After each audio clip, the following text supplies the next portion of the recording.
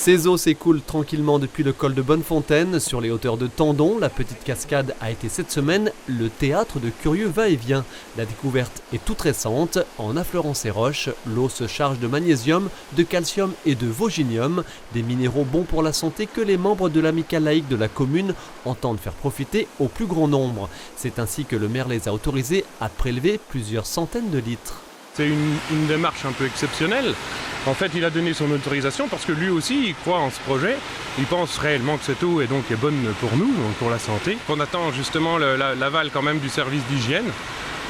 Mais on y croit fort, donc il n'y a pas de raison. On fera tout ce qu'il faut pour que ça fonctionne.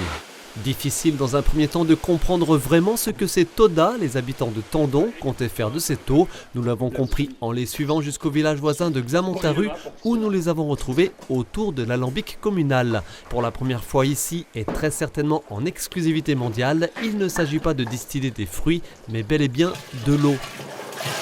Le processus est le même. Première chose, faire le joint. Parce qu'autrement la vapeur va s'échapper et on n'arrivera pas au bon résultat. Donc là on fait le joint. Voilà, le joint est fait et maintenant on n'a plus qu'à lancer la température. Après plusieurs heures de chauffe, l'eau pure et fraîche des cascades de Tendon ressort de l'alambic, certes un peu moins fraîche, mais tout aussi pure. Tu vois que finalement l'eau de la cascade elle rapporte quand même pas mal, même en distillation. Tu penses qu'on va pouvoir s'en sortir? Évidemment. Ah bah oui, oui. Qui dit distillation dit habituellement alcoolisation, mais avec l'eau de Tendon, aucun risque, même après sa mise en bouteille par ces bénévoles pourtant experts en gouttes, elle ne contient toujours aucun degré d'alcool. Des bouteilles qui seront vendues cet été lors de la prochaine fête du pain. 2 formats seront d'ailleurs disponibles. Parfait, ça c'est très bien. C'est pour la dernière goutte. Hein. Voilà, n'en perds pas parce que ça coûte quand même assez cher. Des gens qui vont venir pour avoir une petite bouteille comme ça, pour ramener ça un peu en souvenir.